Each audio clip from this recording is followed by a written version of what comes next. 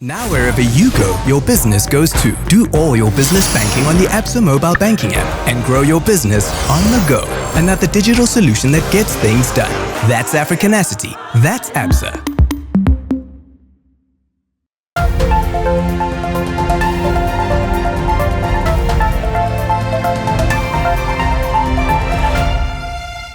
À l'échelle mondiale, l'industrie du tourisme a été plus durement touchée par la pandémie. À Maurice, le gouvernement a dépensé 8,5 milliards de roupies pour aider quelques 50 000 personnes dans le secteur à travers le Wage Assistance Scheme et le Self-Employed Assistance Scheme. Pour redresser l'économie, l'une des priorités du gouvernement est de relancer le tourisme, avec un objectif super ambitieux d'attirer 650 000 touristes au cours des 12 prochains mois. Réaliste ou pas, le gouvernement compte beaucoup sur la reprise du tourisme pour réaliser l'ambitieux objectif de croissance économique annoncé dans le budget 2021-2022.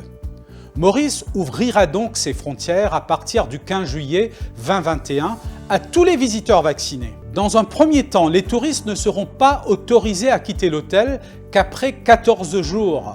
Pour cela, ils auront besoin d'un test PCR négatif.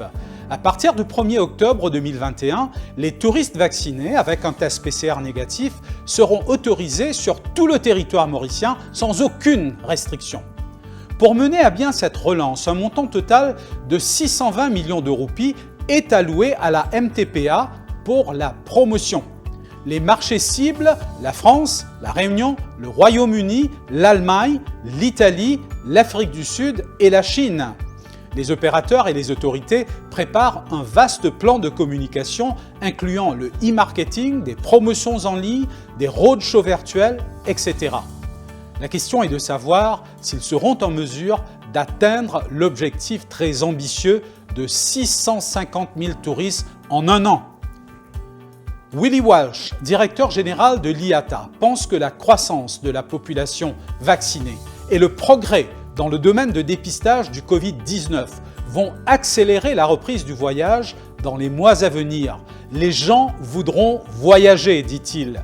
Mais le défi immédiat est de rouvrir les frontières, d'éliminer les mesures de quarantaine et de gérer numériquement les certificats de vaccination et de tests. Cela exigera que les gouvernements et l'industrie travaillent en partenariat. L'aviation est prête, dit-il. L'IATA estime qu'en 2021, le nombre de passagers dans le monde devrait revenir à 52% des niveaux de 2019. En 2022, à 88% et en 2023, ce chiffre devra dépasser les niveaux d'avant Covid-19 et même atteindre une croissance de 5%. Tout cela est très encourageant. Mais le revers de la médaille, l'Europe affiche des tendances maintenant. Encourager le tourisme vers des pays les plus proches, de préférence en Europe. Ce sera également un élément dissuasif important si les marchés sources imposent une quarantaine aux passagers quand ils retournent dans leur pays de Maurice. Mais il y a certainement des raisons de croire que le tourisme se rétablira plus rapidement que prévu. Mais tout dépendra de la vaccination. À demain pour une prochaine édition.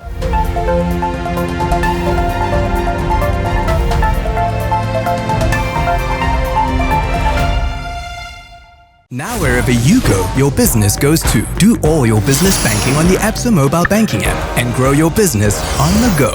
Another digital solution that gets things done. That's Africanacity. That's Absa.